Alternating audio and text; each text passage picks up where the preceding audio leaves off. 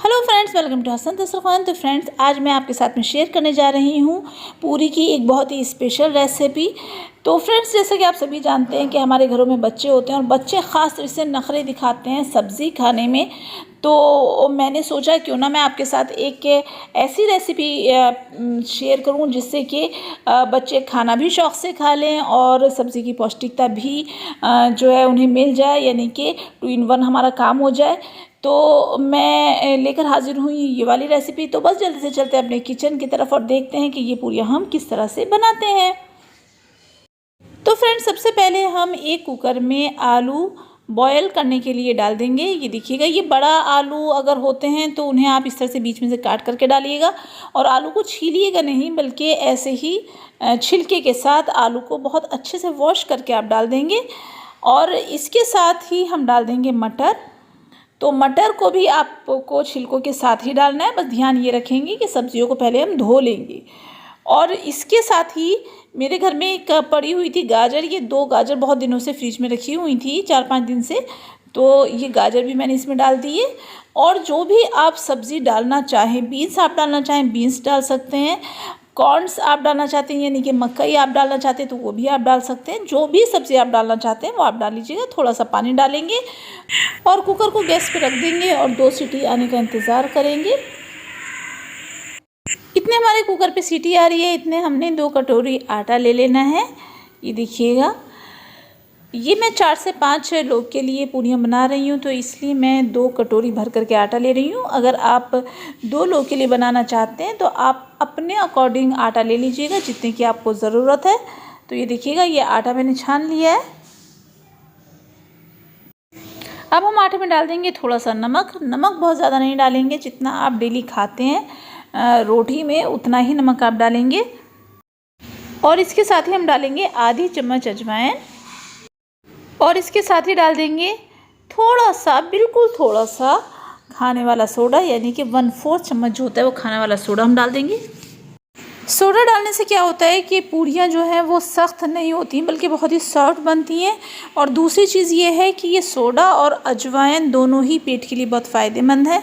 इसी के साथ डाल देंगे हम थोड़ा सा घी डालना चाहें तो आप घी डाल दीजिएगा, और अगर ऑयल डालना चाहें तो आप ऑयल भी डाल सकते हैं। तो ये देखिएगा, मैं ये घी डाल रही हूँ, 2 चम्मच हमने घी डाल देना है।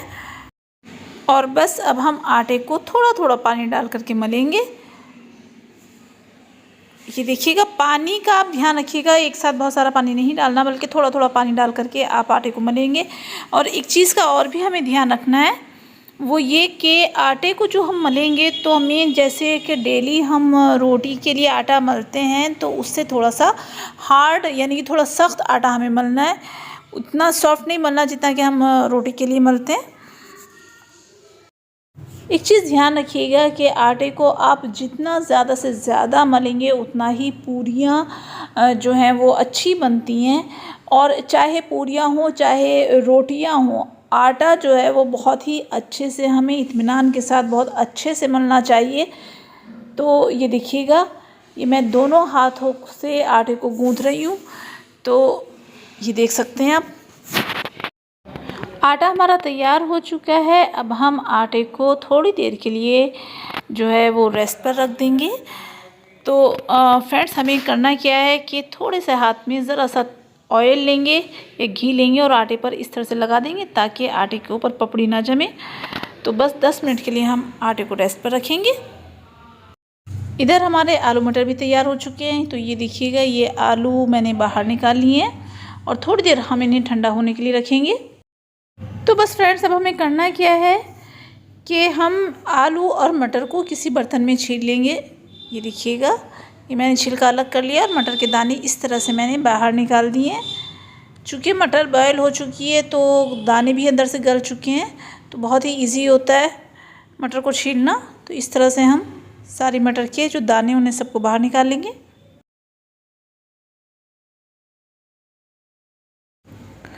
और इसी तरह से आलूओं को भी हमें छील लेना है। ये देख सकते हैं, ये मैंने आलू छील लिए हैं। ये इस तरह से छिलका बहुत ही आसानी के साथ उतर जाता है।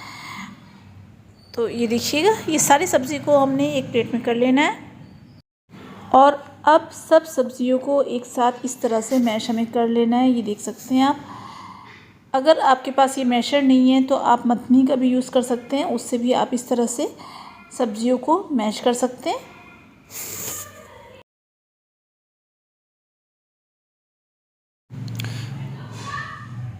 तो ये देखिएगा फ्रेंड्स, ये हमारी सब्ज़ी बहुत अच्छे से मैश हो चुकी हैं, ये देख सकते हैं। अब हम इसमें डाल देंगे थोड़ा सा नमक। इस बात का ध्यान रखना है कि आटे में आप ऑलरेडी नमक मिला चुके हैं, तो नमक आप थोड़ा ही डालेंगे। थोड़ी सी मिर्च, हाफ स्पून, या अपने टेस्ट के अकॉर्डिंग भी आप ले सकते हैं। और अगर बच्चे मिर्च खाना पसंद नहीं करते तो आप मिर्च को स्किप भी कर सकते हैं।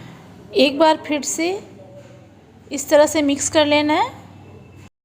तो इस तरह से भरावन हमारा तैयार हो चुका है। अब हमें करना क्या है कि एक कढ़ाई में ऑयल को गरम कर लेंगे, और इतने हमारा ऑयल गरम हो रहा है, इतने हमने जो आटा ये पहले मल के रखा था, एक बार फिर से आटे को थोड़ा सा मल लेंगे इस तरह से।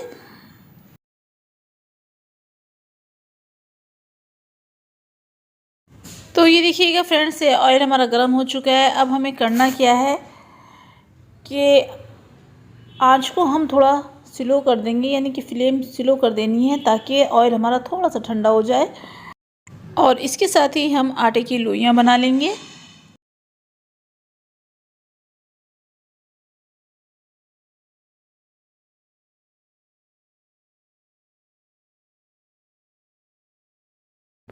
तो ये देखिएगा, ये लोइयाँ हमारी तैयार हो चुकी हैं। अब हमें इस तरह से जो है लोइयों को बेल लेना है। ज़्यादा नहीं बेलेंगे, थोड़ा सा ही हम बेलेंगे।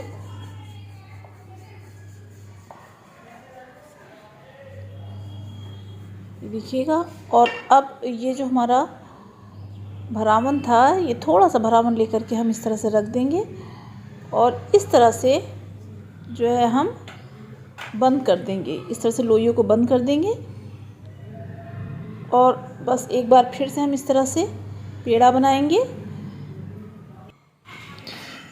तो ये देखिएगा, इस तरह से हमारा पेड़ा तैयार हो चुका है। अब हमें करना क्या है कि हाथों की मदद से इस तरह से किनारों को हमें दबा देना है, क्योंकि जब हम बेलेंगे तो हमारे किनारे जो होते हैं वो मोटे रह जाते हैं। तो इस तरह से हाथों की मदद से हम किनारों को इस तरह से दबा देंगे।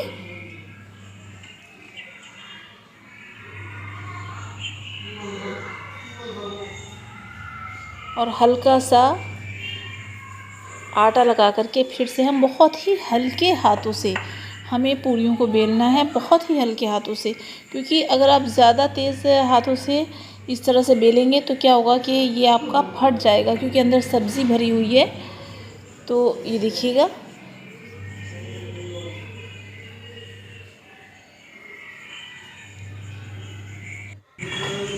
और ये देखिएगा, बस हमारी ये पूरी तैयार हो चुकी है। और अब हम धीरे से इस तरह से ऑयल में डाल देंगे, और धीरे धीरे दबा करके इस तरह से हमें फ्राई कर लेना है। एक चीज़ आप ध्यान रखिएगा कि ऑयल में जब आप पूरियों को डालें तो बहुत ही एहतियात के साथ आप डालेंगे, क्योंकि छींटे आने का ख़तरा होता है। और जो न्यू गर्ल्स हैं, जो पहली बार पूरियाँ बना रही हैं, उन्हें बहुत ध्यान रखना है इस तरह से। तो ये देखिएगा, ये हमारी इस पूरी जो है वो तैयार हो चुकी है। इसी तरह से हम सारी पूरियाँ बना लेंगे।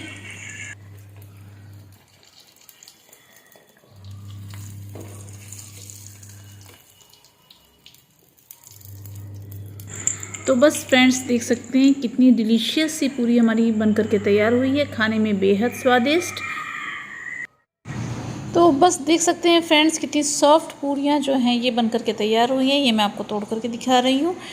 अब आपकी अपनी मर्ज़ी है, चाहे आप आलू की सब्ज़ी के साथ खाएं, आलू की कतलियों के साथ खाएं, या फिर आप चाहें तो दही के साथ भी इन पूरियों का मज़ा ले सकते हैं। तो फ्रेंड्स, अगर आपको मेरी ये रेसिपी पसंद आई है तो प्लीज़ मेरे चैनल को लाइक कीजिएगा, शेयर कीजिएगा, और नए देखने वाले मेरे चैनल को सब्सक्राइब कीजिएगा। मिलते हैं फिर से नेक्स्ट वीडियो के साथ, तब तक के लिए बाय बाय।